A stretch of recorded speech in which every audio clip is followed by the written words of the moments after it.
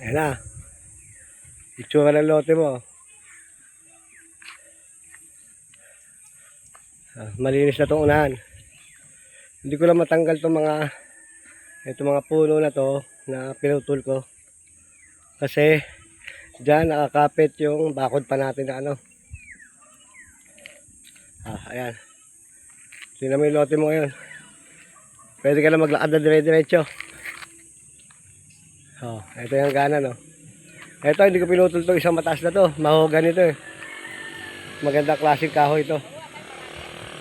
Ayan. Ayan ha.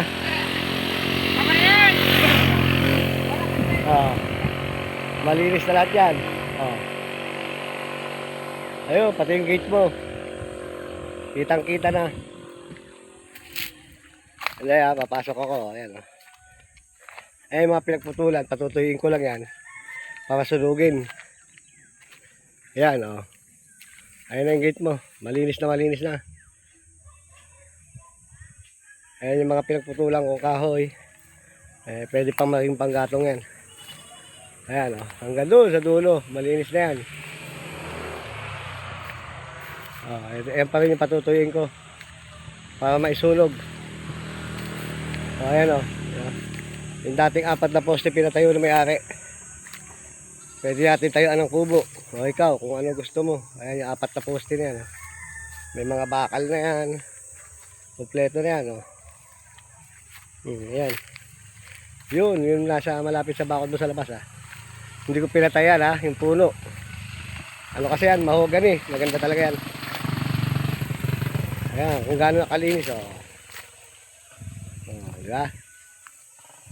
Tumatawag ka, hindi ko nasagot. Nasa school kami, busy.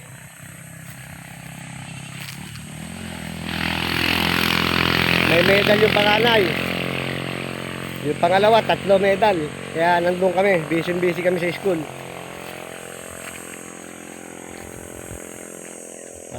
Itong kabila, hindi ko nalilinis na muna.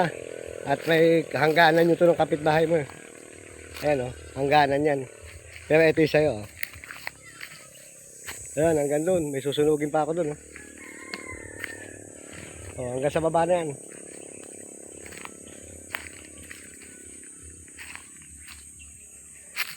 Dito, may mga manggang maliliit. Ayan, malinis na rin yan.